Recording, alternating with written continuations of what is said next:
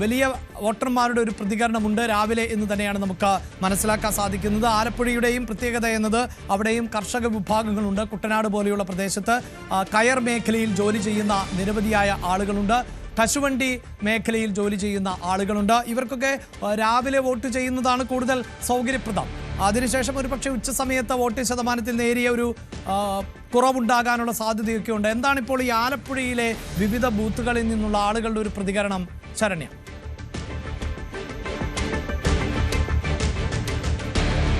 അഭിലാഷ, ആലപ്പുഴയിലെ പോളിംഗ് നില വർദ്ധിച്ചുകൊണ്ടേയിരിക്കുകയാണ്. 21%, 10 മണിക്ക് 21% രേഖപ്പെടുത്തിയതെങ്കിൽ ആ 21.62 എന്നതിൽ നിന്ന് മാറി ഇപ്പോൾ 24% മുകളിലേക്ക് ആലപ്പുഴയിലെ പോളിംഗ് നില എത്തിയിരിക്കുന്നു എന്നുള്ളതാണ്. അതായത് സംസ്ഥാനത്ത് തന്നെ ഏറ്റവും മികച്ച പോളിംഗ് നടക്കുന്ന ജില്ലകളിലൊന്നായി ആലപ്പുഴ ഇപ്പോൾ നിൽക്കുന്നു. ആലപ്പുഴയെ സംബന്ധിച്ചിടത്തോളം തികച്ചും രാഷ്ട്രീയ പോരാട്ടം നടക്കുന്ന ഒരു ഇടം കൂടിയാണ്. ഹൈലി പൊളിറ്റിക്കൽ ആയിട്ടുള്ള ഒരു ജില്ല കൂടിയാണ്.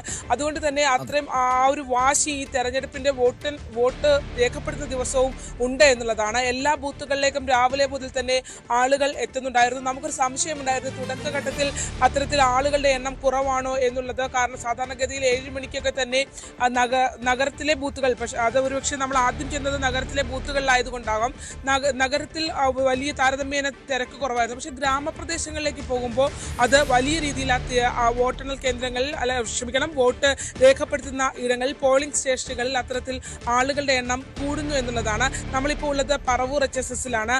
ഇവിടെയും അത്യാവശ്യം ആളുകൾ വന്ന ഒരു ക്യൂ തന്നെ നിൽക്കുന്നുണ്ട്. അത്തരത്തിൽ ഒഴിഞ്ഞ ബൂത്തുകൾ, അത്തരം സാഹചര്യം പോളിംഗ് സ്റ്റേഷനുകളിൽ ഇല്ല എന്ന് തന്നെ പറയാം.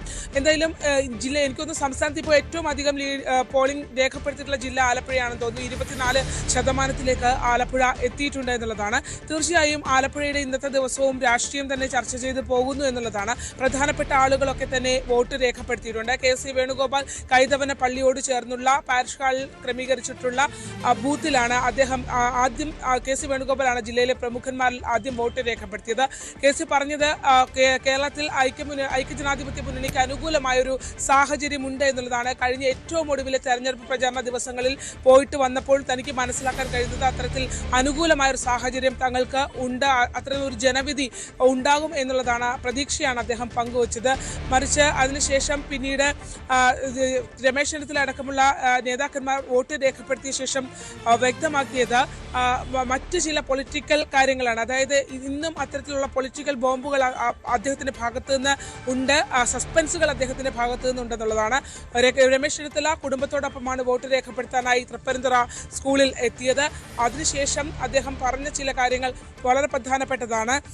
ശബരിമല വിവാദവുമായി ബന്ധപ്പെട്ട്, അതായത് തെരഞ്ഞെടുപ്പ് ദിവസവും ശബരിമല വിവാദം ചർച്ചയായി നിലനിൽക്കുന്നു എന്നുള്ളതാണ്. ആ ശബരിമല വിവാദവുമായി ബന്ധപ്പെട്ടുള്ള നിർണായക വിവരങ്ങൾ നാളെ SITക്ക് പങ്കുവയ്ക്കും എന്നുള്ളതാണ് അദ്ദേഹം പറഞ്ഞത്. അതുമായി ബന്ധപ്പെട്ട് ഈ ശബരിമലയിൽ നിന്ന് കടത്തിയ വസ്തുക്കൾ അന്താരാഷ്ട്ര വിപണിയിൽ അത് വിറ്റു എന്നുള്ള ഒരു വ്യാപാരിയിൽ നിന്ന് തനിക്ക് വിവരം ലഭിച്ചിട്ടുണ്ട് എന്നുള്ളതാണ് രമേശ് ചെന്നിത്തല വ്യക്തമാക്കിയത്.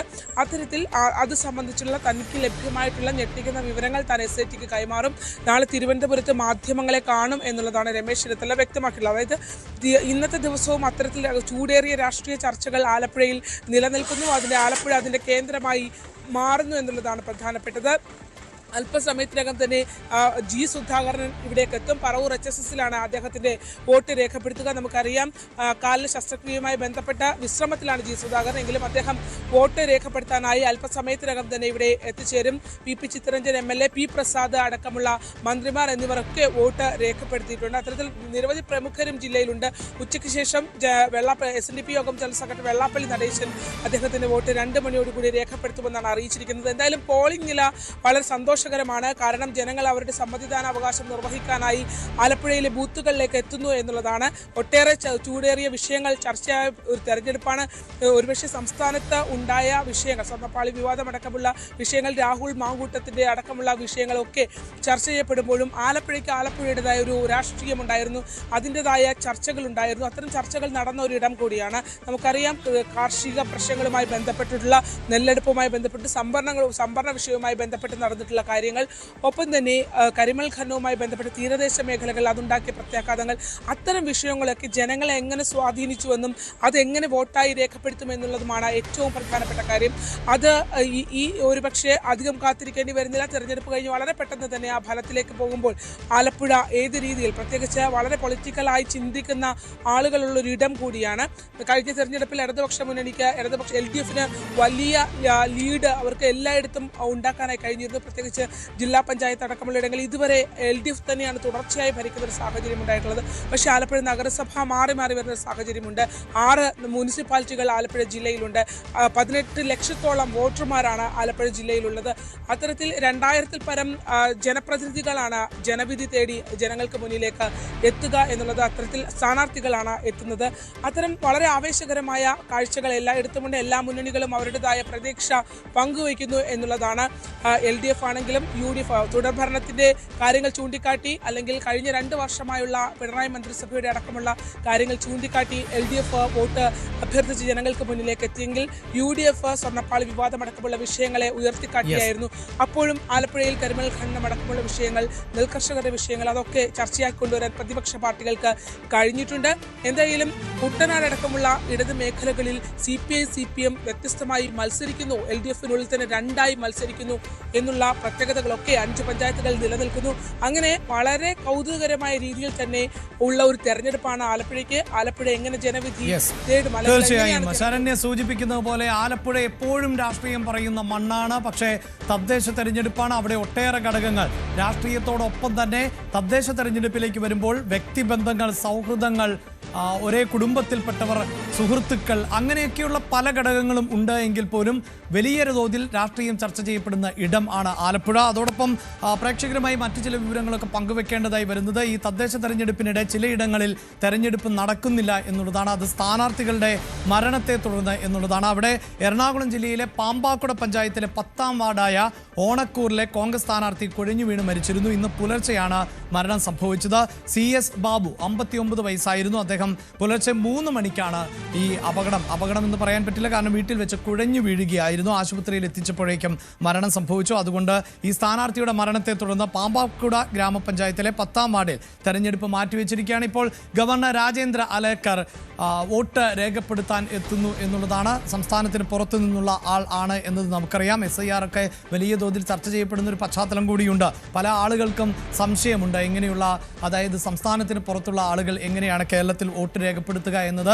അതാണ് പ്രിയപ്പെട്ട പ്രേക്ഷകർ മനസ്സിലാക്കേണ്ടത്. അതായത് ഒരു നിശ്ചിത കാലയളവിൽ നമ്മുടെ സംസ്ഥാനത്തെ ഒരു ഭൂപ്രദേശത്ത് തുടർച്ചയായി താമസിക്കുന്നവർക്ക്, അവരിനിയിപ്പോൾ കേരളത്തിലുള്ളവരോ മലയാളം അറിയാത്തവർ പോലും ആണ് എങ്കിൽ പോലും അവർക്ക് കേരളത്തിൽ വോട്ട് ചെയ്യാൻ സാധിക്കും എന്നതാണ്. അങ്ങനെ ആണ് ഈ SIR വലിയ തോതിൽ ചർച്ച ചെയ്യപ്പെടുന്ന സാഹചര്യത്തിൽ ഇതൊന്ന് സൂചിപ്പിച്ചു എന്നേ ഉള്ളൂ. അങ്ങനെ ഇതാ രാജേന്ദ്ര അലേക്കർ ഇത്തവണ വോട്ട് രേഖപ്പെടുത്തുകയാണ് കേരളത്തിൽ എന്നുള്ളതാണ്.